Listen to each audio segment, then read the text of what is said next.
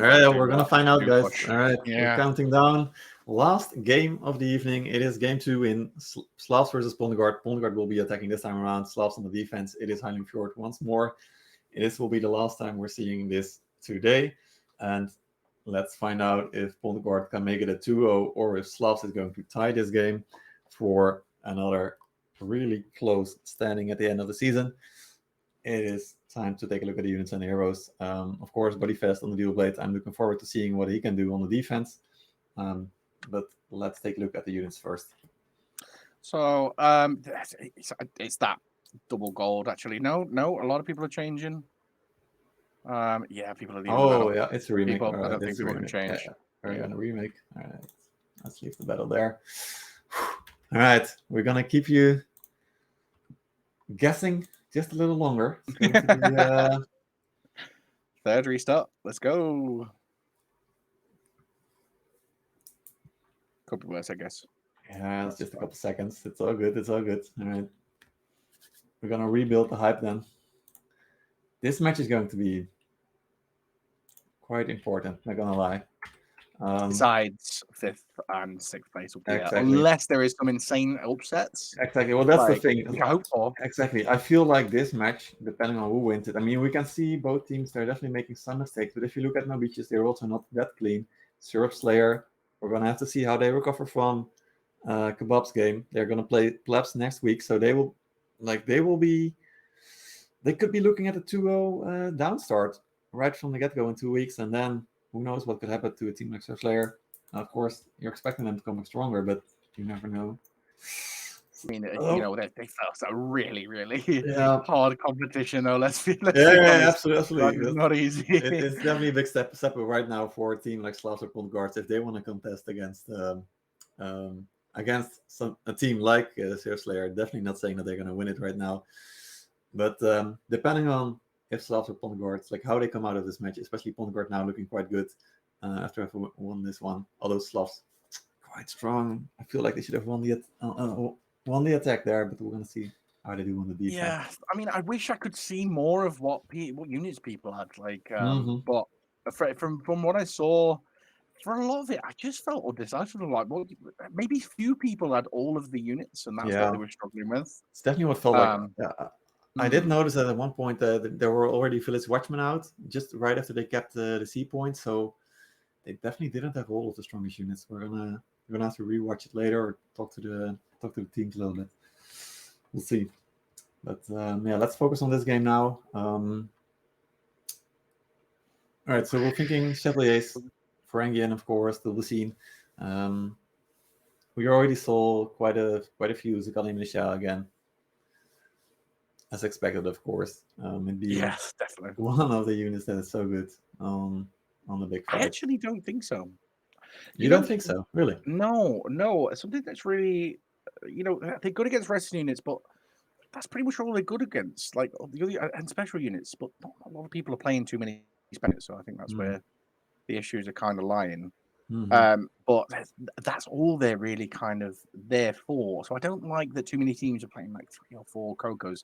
Yeah, they can get multiple shots off and that's a lot of damage over time. But if you fight in these hard battles, it kind of changes. We're gonna have to find out whether Pondegard or Slavs agrees with you. We'll see how many Zakali militia they bring to this final fight of the day. Once again, guys, Slavs on the defense, Pondegard on the attack. This will decide which team is going to take 1 point. Could be Slavs, or 3 points. Could be Pondegard. Pondegard ahead with the 1-0. We're going to swap out all the blue units. Hopefully they will make it into the game this time around with all of them.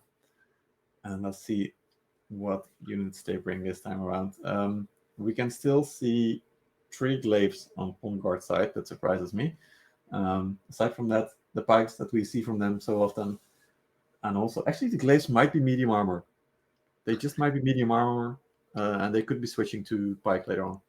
I don't have enough experience on the glaive to kind of know what let's do with that. Although, maybe just to quickly open the gate, it could be, but I'm not sure. All right, let's take a look at the units. See a couple of triple purple, quite a lot of purple on the Slav side, more double gold. I feel like on Pondegard. And there we have purple's going to hurt them though. Yep, 4 Zakali militia on Slavs. That's a lot. And 3 on Pondegard. Yeah.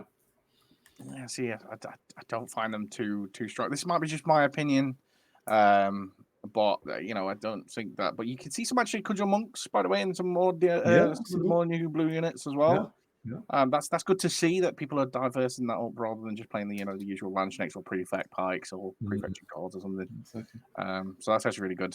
Yeah, and that's something nice about the blue units. There's always this one blue unit that a player is extremely good at, and that only they perhaps can pull off like a big play. You can outplay some of the purple or the gold ones. There's always this potential. We saw it with Sons of Fenrir quite often when they were such huge hero killers, and they still are, of course.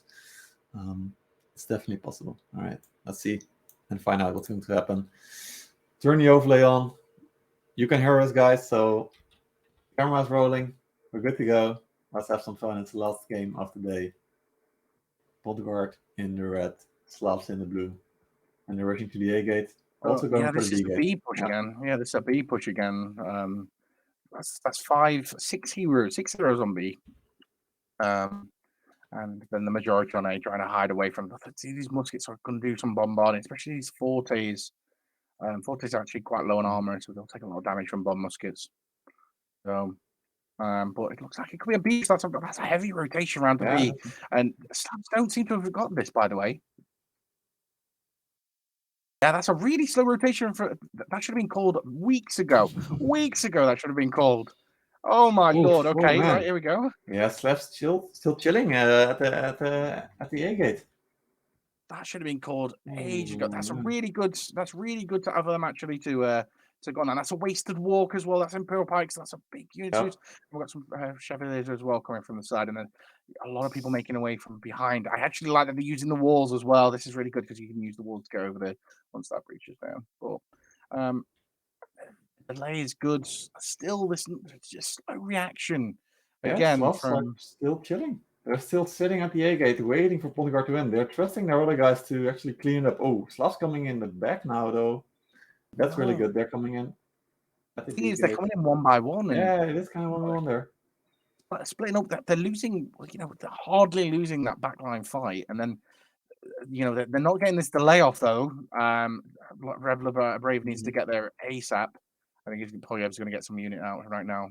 Yeah, he does, but that's some cataphracts that could actually cause some damage. Yeah, right now there's only 4 players. That's been taken. That's been taken, actually. So we'll have to see what's decided.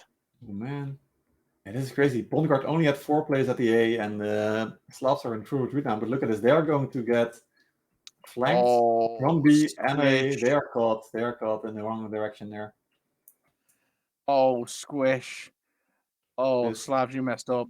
Yeah, this is going to hurt so badly. Will Slavs be able to come back from this? I could see some players, they're finally retreating.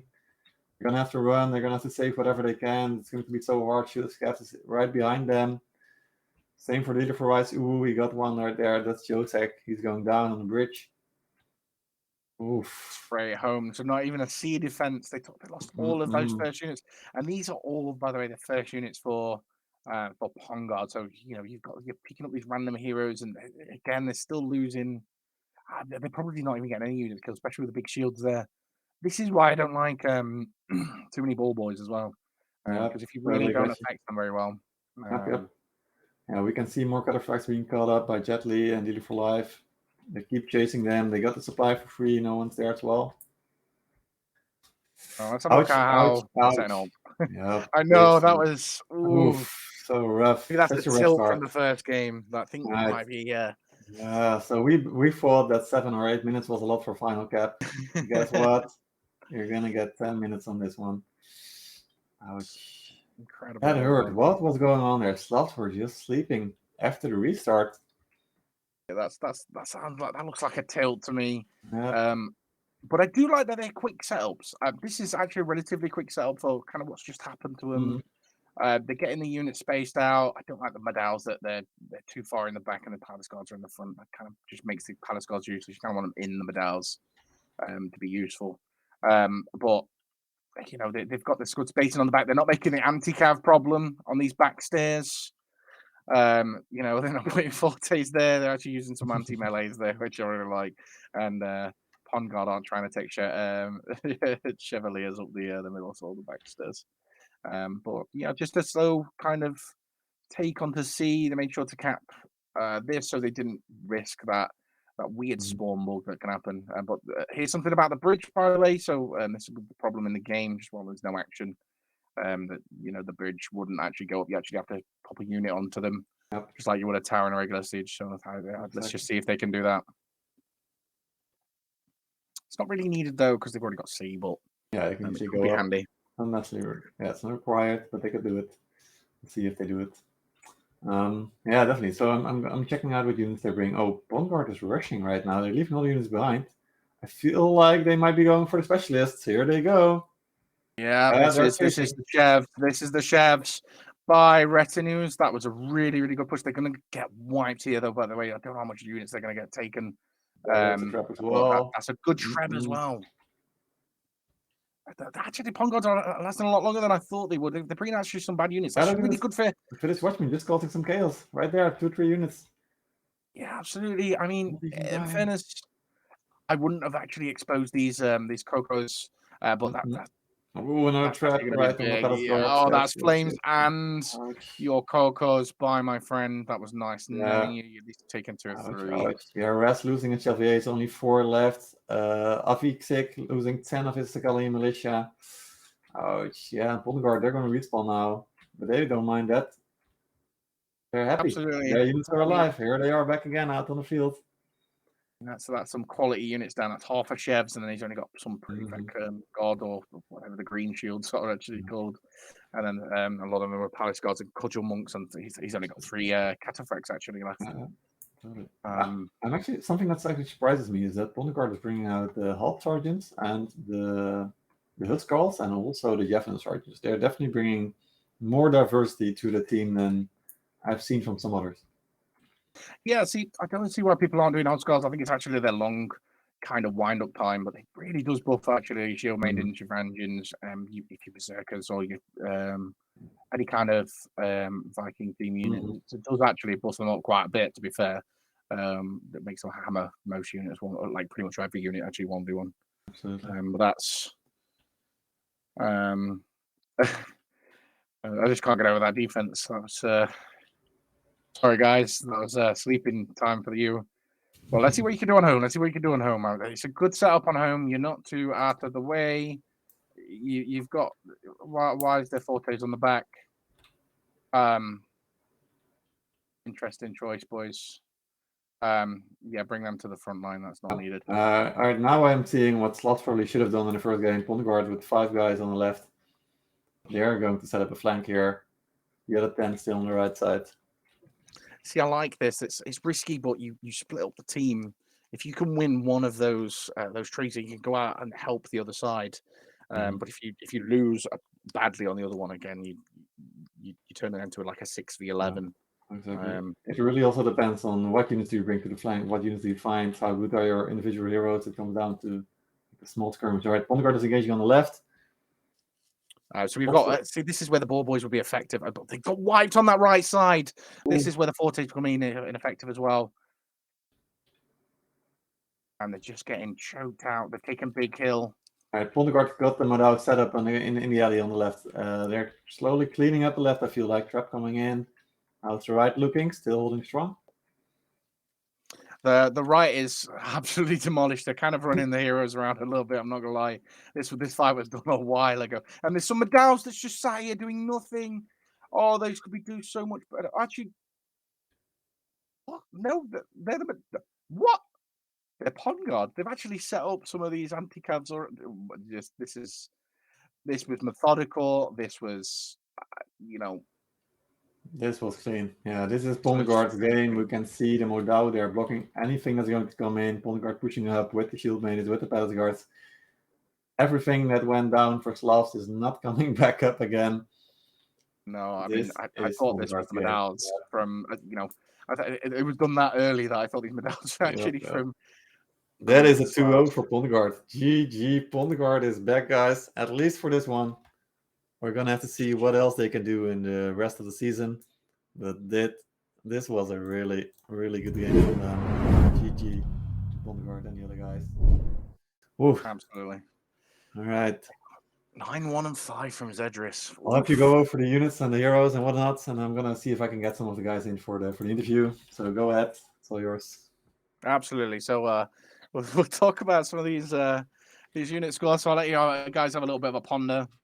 Actually, widely even across the board, apart from those top three.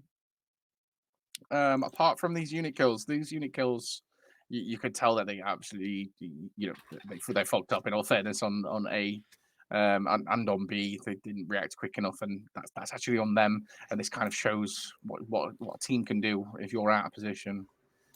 So looking at Zedris, he's killed 33 shield mages. I've seen a lot of them at the moment. And Cudgel monks, absolutely useless. I don't think. Didn't see them at all. Questionable pick, but I do like that they're bringing it. And the 39 Imperial Pike Guards. Where'd you get even 39 Imperial Pike Guards from? I think. But that's impressive. Let's have a look at some of these top players from the other team.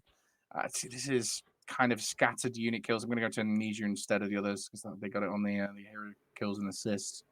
If you look at the unit damage on Body Fest, that's 54,000 unit damage. But if you look at the top player from that, that's 146. That's a big swing from them. So we'll just scroll down, kind of show each of individual stats, and then we'll have a look at the post analysis one. Stability there going well.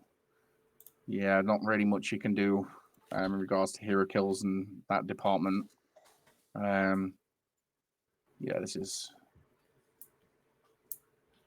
to white, but I think that's more of a tilt from the first game. That was all your game to kind of take Slavs there. Mm-hmm. You played extremely well, and 2 mistakes, some inexperience there. That was kind of a big problem. But yeah, it's like 5,000 unit damage there, dude. Not trying to expose you, but we definitely need to be working on this. They definitely traded a little bit better. Let's have a look at this post analysis. Like all I see. Oh, that first bomb! Oh my god! Yeah. I like how that I liked that there wasn't a full commit on the B. Mm-hmm. I liked that there was that they went for those units again. It felt a little bit like Plebs-esque, where didn't bother with C. They went for all their units, kind of hunting for that glory, but instead it was actually quite tactical because it did cut them off from their resupply and from A. And A should have been moving over faster, and maybe it actually should have been a call to, hey, Beast Fox, let's just get out of here and see what we can save. Maybe try a de facto defense on C, just to kind of see what you can do.